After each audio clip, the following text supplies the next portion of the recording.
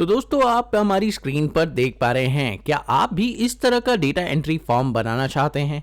मैं इस पर क्लिक कर रहा हूं और यहाँ पर मेरे पास एंट्री फॉर्म खुल गया है। मैंने यहाँ पर डाला अपना नाम और यहाँ पर अपना डेजिग्नेशन और जैसे ही मैं ओके प्रेस करूंगा आप देखिए ऑटोमेटिकली डेटा एंट्री हो चुकी है।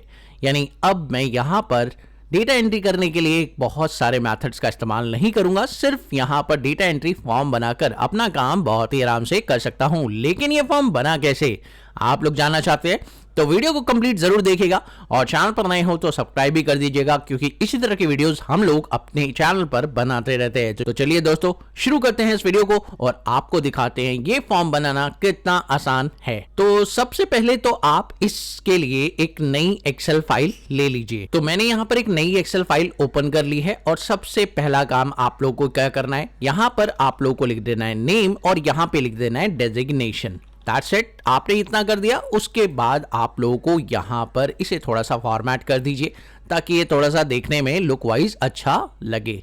तो इसे मैंने फॉर्मेट कर दिया, थोड़ा सा बोल्ड कर दिया। अब मैं अपना डेटा एंट्री फॉर्म बनाने जा रहा हूँ। तो दोस्तों इसके लिए आपको क्या करना होगा, इसके लिए आपको डेवलपर टैब पे जाना होगा। अगर आपका डेवलपर टैब एक्टिवेट नहीं है तो आप राइट क्लिक प्रेस करके कस्टमाइज रिबन पर जाइए और यहाँ पर डेवलपर टैब आपको दिखेगा, वो एक्टिवेट कर लीजिए। ठीक है, और उसके बाद अब आपका डेवलपर टैब यहां पर एक्टिवेट हो चुका है। चलिए दोस्तों अब देखते हैं क्या करना होगा। इसके बाद आप लोगों को यहां पर विजुअल बेसिक को ओपन कर लेना है और जैसे ही आप विजुअल बेसिक ओपन करेंगे कुछ इस तरह की स्क्रीन आपके सामने ओपन होगी। आप लोगों को कुछ नहीं करना, सिंपली आप लोगों को यहां पर इंसर्ट पर जाना है। इंसर्ट पर जाने के बाद आप लोगों को यूजर फॉर्म सिलेक्ट करना है। ठीक है दोस्तों, यूजर फॉर्म आप सिलेक्ट करिए, फॉर्म आपके सामने आ जाएगा। अब इसके अंदर चीजें आपको बनानी है। तो चलिए देखते हैं, एक एक करके चीजें बनाते हैं और फिर उस फॉर्म को डिजाइन करेंगे। वो फॉर्म जो हमने डेटा एंट्री फॉर्म ओपन किया था उसे कैसे डिजाइन किया था, मैंने यहां से डिजाइन किया था। तो चलिए देखते हैं। सबसे पहले यहां पर आप लोग लेबल नाम का ऑप्शन चुन लीजिए। टूल्स बॉक्स आपके सामने दिख रहा होगा, इसमें आपको लेबल को चुन लेना है और यहां पर आप लोगों को एक लेबल क्रिएट कर लेना है इस तरीके से। ठीक है, कर लिया आपने। उसके बाद आप लोग सिंगल क्लिक प्रेस करिए। जैसे ही आप सिंगल क्लिक प्रेस करेंगे इस लेबल के अंदर आप नाम दे पाएंगे। तो बेसिकली इस लेबल का नाम आपको देना था नेम, तो हमने इस लेबल का नाम नेम दे दिया है और अब ये लेबल मेरा क्रिएट हो चुका है। मैं इसका कॉपी बना लेता हूं, कॉपी कर लेते हैं, पेस्ट कर लेते हैं। ये एक और लेबल बन गया। इस लेबल को हम नाम दे देंगे दैट इज डेजिग्नेशन। तो इसके अंदर मैंने एडिट किया सिंगल क्लिक के साथ और यहां पे दे दिया डेजिग्नेशन। तो ये दो काम कर लिया आपने। उसके बाद आपको यहां पर दो टेक्स्ट बॉक्स बनाने हैं जिसमें आप लोग एंट्री करने वाले हैं। तो यहां पर आपको मिल जाता है दैट इज टेक्स्ट बॉक्स। तो टेक्स्ट बॉक्स को आप ले लीजिए और यहां पर इस तरह से टेक्स्ट बॉक्स क्रिएट कर दीजिए। ये एक टेक्स्ट बॉक्स हो गया और इसी के जस्ट नीचे इसका कॉपी बना लीजिए, कॉपी पेस्ट कर लीजिए और ये लीजिए, ये दूसरा टेक्स्ट बॉक्स आपका हो गया। तो इस तरीके से आपने दो टेक्स्ट बॉक्स क्रिएट कर दिए हैं और ये हो गया आपके टेक्स्ट बॉक्स। ठीक है, चलिए अब बात करते हैं। यहां पर मेन काम जो करना है आप लोगों को, इनमें नहीं करना, मेन काम आपको करना है अपने बटन्स के अंदर। जो बटन मैंने आपको बना के दिखाए थे, जैसे ओके नाम का, रीसेट नाम का, कैंसिल नाम का, उन तीन बटन पर आपको मेन काम करना है। तो चलिए बटन कैसे बनाएंगे। यहां पर आप लोग देख रहे हैं टूल बॉक्स के अंदर कमांड बटन है और यहां पर सबसे पहला कमांड बटन मैं बना देता हूं इस तरीके से और इस बटन को नाम देना होगा। इस पर सिंगल क्लिक प्रेस करिए उसी तरह से जैसे आप लोगों ने अभी क्लिक किया था और यहां पर इस बटन को नाम दे दीजिए ओके बटन। ठीक है, ये बटन बन गया ओके नाम का।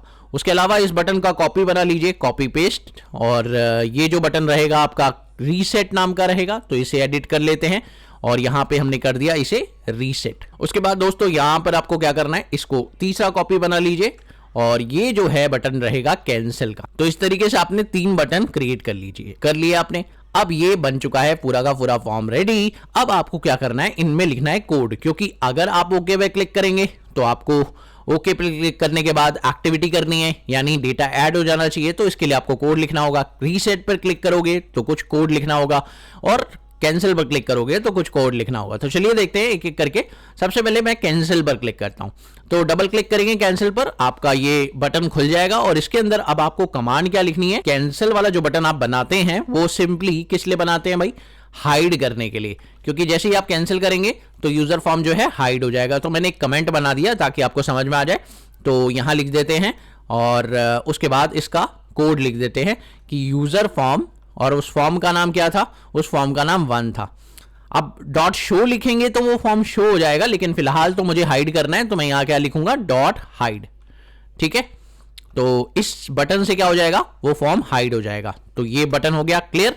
चलिए वापस से यूजर फॉर्म पे क्लिक करिए। अब हम लोग को कैंसिल के ऊपर तो कमांड हमने लिख ली है, अब बात करते हैं रीसेट के ऊपर। तो रीसेट के ऊपर डबल क्लिक प्रेस करिए। अब रीसेट नाम का बटन खुल चुका है। इसके अंदर करना क्या है कि भाई जब भी आप रीसेट करें तो वो जो बटन आपके दिए हुए हैं, जैसे मैं आपको दोबारा दिखा देता हूं कि ये जो दो बटन दिए हुए हैं, इनमें अगर मान लीजिए आपने कोई गलत वैल्यू फीड कर दी है और आपने ओके अभी प्रेस नहीं किया है, तो आप रीसेट करेंगे तो ये दोनों वैल्यू खाली हो जाएंगी। ठीक है, ये है पॉइंट बेसिकली, यानी जो इनपुट्स मैं उसमें दे रहा हूं वो मैं क्या करना चाहता हूं, क्लियर करना चाहता हूं। तो मैं यहां लिख दूंगा क्लियर द इनपुट बॉक्स। जो मेरे इनपुट बॉक्स है उन्हें मैं क्लियर करना चाहता हूं। तो ये स्टेटमेंट आपको समझा देगी कि बेसिकली हम क्या करना चाहते हैं, उस इनपुट बॉक्स की स्टेटमेंट को क्लियर करना चाहते हैं। ठीक है, तो इसे कैसे बनाएंगे, सिंपली यहां पर आपको टाइप करना है टेक्स्ट बॉक्स 1, आपके पहले टेक्स्ट बॉक्स का नाम है, तो टेक्स्ट बॉक्स 1 लिख दिया। उसके बाद इक्वल्स टू लगाइए और डबल कोट लगा दीजिए। इसका मतलब क्या है, ब्लैंक। सीधी सी बात है, अगर टेक्स्ट बॉक्स 1 में ब्लैंक आएगा,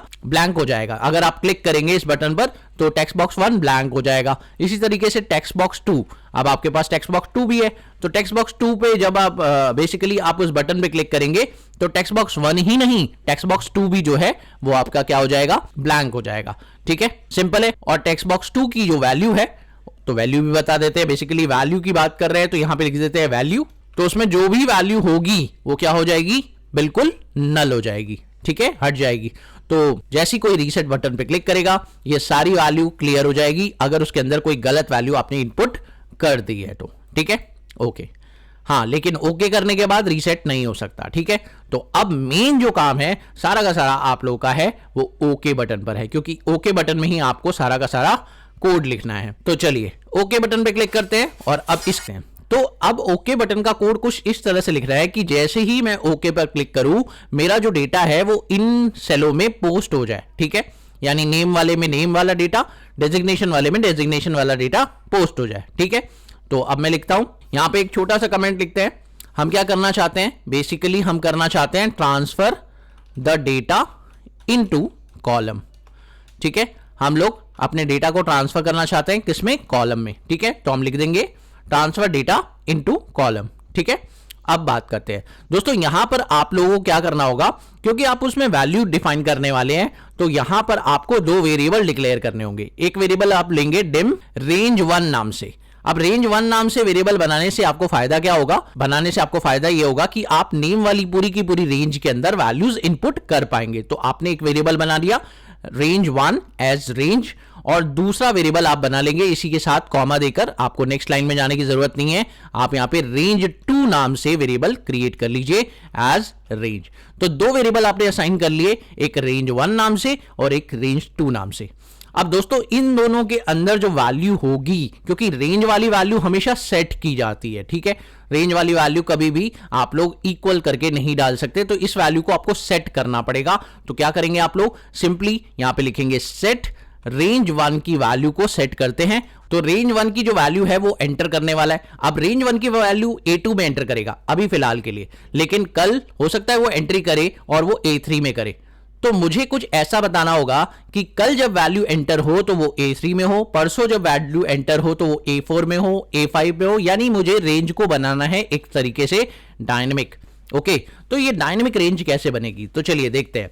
इसके लिए आपको क्या लिखना होगा, रेंज लिखिए। सबसे पहले आप लोगों को यहां पे लिखना होगा एक सेल का नाम, एक सेल का रेफरेंस, और वो सेल है इस सेल का ए कॉलम का last cell, that is A10,48,576। तो ये वो सेल है जो कि लास्ट सेल है आपके डेटाबेस का। ठीक है, अब ये डेटाबेस का लास्ट सेल है, आपको क्या करना है, इस लास्ट सेल पर पहले आ जाना है, और जैसे ही आप यहां पर कंट्रोल अप एरो की प्रेस करेंगे तो आपका जो कर्सर है डायरेक्टली कहां पर आ जाएगा, मैं आपको बताता हूं। चलिए देखते हैं।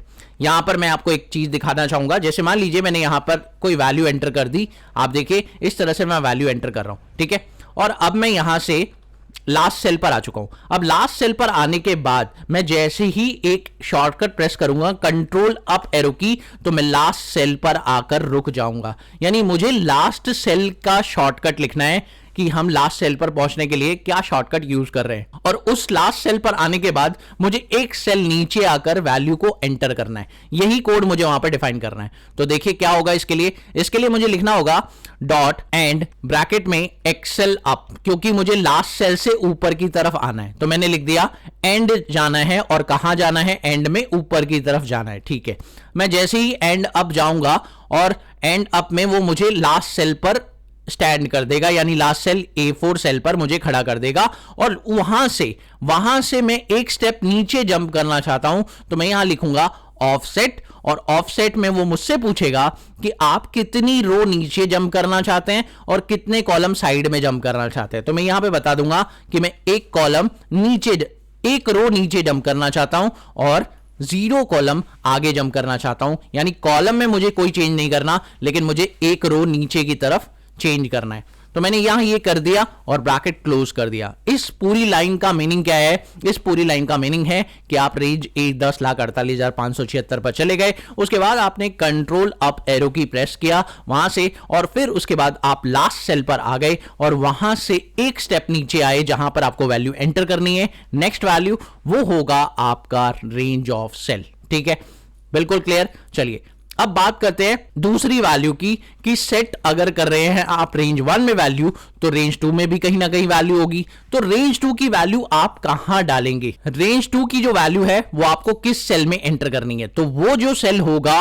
वो होगा लेफ्ट सेल, यानी कि जहां पर भी आप लास्ट आएंगे उसके जस्ट बगल वाला सेल। अब बगल वाले सेल का मतलब क्या है?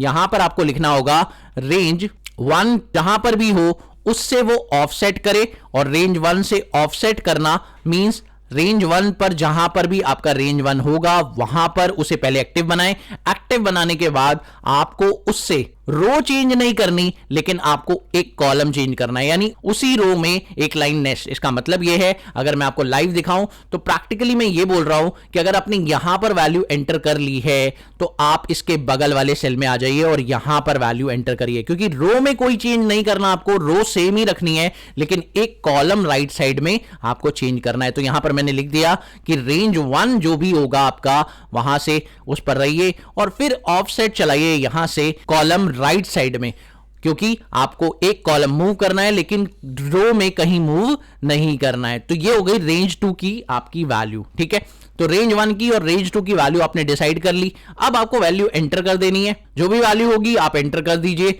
और दूसरी बात, जैसे ही इन वैल्यूज को आप एंटर करोगे तो ये जो वैल्यूज होंगी ये कहां से आएंगी? अब ये वैल्यूज आपको कहां से मिलेंगी इसके बारे में भी आपको जानकारी देनी होगी, क्योंकि आपको इन वैल्यूज को ट्रांसफर करना पड़ेगा। तो transfer values from text box to cell, आप टेक्स्ट बॉक्स से सेल में कैसे ट्रांसफर करेंगे? क्योंकि आपने एंट्री तो टेक्स्ट बॉक्स में की होगी, और यहां पर टेक्स्ट बॉक्स से सेल में डेटा ट्रांसफर करने के लिए आप लोगों को क्या करना होगा? सिंपली यहां पे लिखना होगा रेंज 1 जो आपका एरिया था, रेंज 1 डॉट वैल्यू, इसकी जो वैल्यू होगी वो कहां से आ जाएगी? क्योंकि आपने ये तो बता दिया कि रेंज 1 कहां पर है, रेंज 2 कहां पर है, लेकिन उसमें वैल्यू कहां से आएगी? तो भाई वैल्यू आएगी टेक्स्ट बॉक्स 1 से।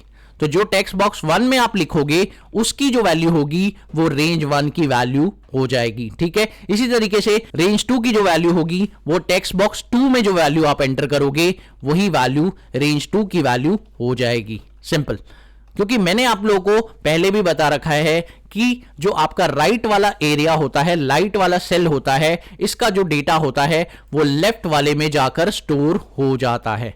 ठीक है, तो ये चीज ध्यान रखेगा कि आपको यहां पर ये बताना जरूरी है कि आप रेंज 1 और रेंज 2 को तो डिफाइन कर चुके हैं कि रेंज 1 आपका कहां होगा, किस पोजीशन पर होगा, रेंज 2 किस पोजीशन पर होगा, लेकिन उसके अंदर वैल्यू कहां से आएगी? तो वैल्यू आपके इनपुट से आएगी। जो इनपुट आप कर रहे हैं कहां, कौन से सेल में? बेसिकली हम लोग टेक्स्ट बॉक्स 1 और टेक्स्ट बॉक्स 2 के अंदर इनपुट करने वाले हैं, और उनकी वैल्यू को आप शिफ्ट कर देंगे इन सेलों के अंदर। ठीक है, और ऐसा करने के बाद आप लोगों को क्या करना है? उन सेल को खाली भी कर देना है। क्यों? बिकॉज आपको नेक्स्ट एंट्री करनी है। तो नेक्स्ट एंट्री करने के लिए आपको उस टेक्स्ट बॉक्स को क्लियर भी कर देना है। ठीक है, तो क्लियर द टेक्स्ट बॉक्स, ये बहुत जरूरी है। आफ्टर ट्रांसफरिंग, जब आप ट्रांसफर कर दें तो आप लोग अपने टेक्स्ट बॉक्स को क्लियर कर दें। और ये कैसे होगा? सिंपली बस ये वाली लाइन को यहां से कॉपी करके यहां पे लिख देते हैं कि भैया जैसे ही आप लोग वैल्यू ट्रांसफर कर लें तो आप लोग उस टेक्स्ट बॉक्स को भी खाली कर दें। बिल्कुल सिंपल। ओके, क्लियर है? तो ये तरीका आपको यूज करना है, समझ गए? और अब ये जो कोड है वो तैयार हो चुका है। User form is ready now. अब वो इंप्लीमेंट हो सकता है। यूजर फॉर्म आप लगा सकते हैं अपनी फाइल के अंदर। तो चलिए देखते हैं कैसे लगाएंगे यूजर फॉर्म। इसको, इस सेक्शन को क्लोज करते हैं। अब यूजर फॉर्म लगाने के लिए आप लोगों को क्या करना है? सिंपली यूजर फॉर्म लगाने के लिए आप लोगों को यहां पर बनाना होगा एक बटन। अब वो बटन कैसे बनता है उसके लिए आपको डेवलपर टैब में जाना होगा, इंसर्ट पे जाना होगा और एक्टिव एक्स कंट्रोल में कमांड बटन दिया हुआ है एक्टिव एक्स का, ठीक है? इस पर आप क्लिक करेंगे और यहां पर वो कमांड बटन बना देंगे। दोस्तों कई बार ऐसा होगा आप लोगों के साथ, हो सकता है आपके सिस्टम में भी हो, ये कमांड बटन ना बने और आपको कैन नॉट इंसर्ट ऑब्जेक्ट नाम का एक एरर मैसेज मिले।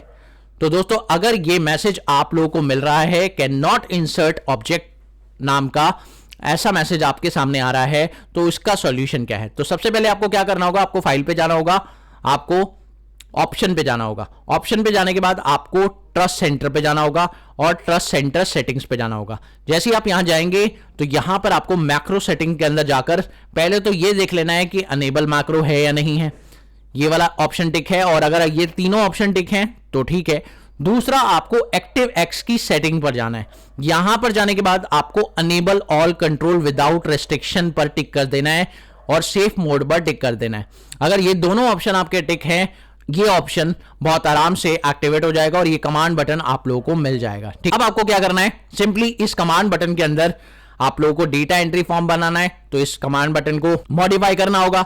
तो राइट क्लिक प्रेस करिए और यहां पे जाइए कमांड बटन ऑब्जेक्ट और यहां पे एडिट का ऑप्शन है, इस पे क्लिक करिए और इसका नाम मॉडिफाई कर दीजिए। नाम लिख दीजिए डेटा एंट्री फॉर्म या डेटा एंट्री भी चलेगा, ठीक है? अब इसको बटन के रूप में बनाने के लिए आपको इस पे डबल क्लिक करना है और जैसे ही आप डबल क्लिक करेंगे तो ये जो कोड है ये खुल जाएगा। अब आपको क्या करना है? इसमें अपनी कमांड लिख देनी है और कमांड क्या लिखना है? आपको लिखना है यूजर फॉर्म 1 डॉट शो। आपने लिखा था ना हाइड, याद होगा आप लोगों को, आपने एक बार हाइड लिखा था, लेकिन अब आपको क्या लिखना है? User form 1 dot show. जैसे ही आप इस पे क्लिक करेंगे यूजर फॉर्म 1 आपको शो हो जाएगा। तो चलिए देखते हैं। मैंने इस पे क्लिक किया, अब ये क्लिक नहीं हो रहा, अभी भी देखिए ये बटन नहीं काम कर रहा है क्योंकि अभी यहां पर डिजाइन मोड एक्टिवेट हो रखा है। तो आपको क्या करना होगा? अगर आप इसे बटन की तरह काम करवाना चाहते हैं तो आपको डिजाइन मोड को ऑफ करना होगा। जैसे ही आप डिजाइन मोड को ऑफ करेंगे तो अब देखिए अब आप क्लिक कर सकते हैं इस बटन पर। तो जैसे ही आप क्लिक करेंगे आपके सामने यूजर फॉर्म ओपन हो जाएगा और अब आप चेक करिए, आप इस पे कोई भी डेटा एंट्री कर सकते हैं। जैसे मैंने यहां पे लिख दिया और यहां पे जैसे ही मैं ओके प्रेस करूंगा आप देखें वैल्यू एंटर हो रही है। और एक और वैल्यू एंटर करके मैं आपको दिखा देता हूं। तो जैसे ही मैंने 2 वैल्यू एंटर करी और अब आप चेक करिए वैल्यू नेक्स्ट सेल में ही एंटर हो रही है। और आप चेक करिए रीसेट बटन भी काम कर रहा है या नहीं। तो यहां पर मान लीजिए मैंने कोई ऐसी गलत वैल्यू एंटर कर दी तो मैं रीसेट बटन पे क्लिक करूंगा तो ये जो वैल्यू है गायब भी हो रही है और अगर मैं कैंसिल पे क्लिक करता हूं तो ये फॉर्म बंद हो जाता है। ठीक है, क्लियर? तो यानी तीनों बटन काम कर रहे हैं और प्रॉपर तरीके से आप लोगों ने ये कोड सीख लिया है। तो आई थिंक इस वीडियो से आप लोगों को पता चला होगा कि बटन कैसे बनाते हैं और ये यूजर फॉर्म बहुत ही कमाल का है। आप बनाकर देखिए, आप लोगों को कैसा लगा वीडियो कमेंट सेक्शन में जरूर लिखिए और वीडियो पसंद आए तो प्लीज इसे लाइक करिए, चैनल पर नए हो तो सब्सक्राइब भी कर दीजिए। मिलते हैं अगली वीडियो में एक और नई कंटेंट के साथ, तब तक के लिए देखते रहिए, सीखते रहिए गाइड ऑफ मैड।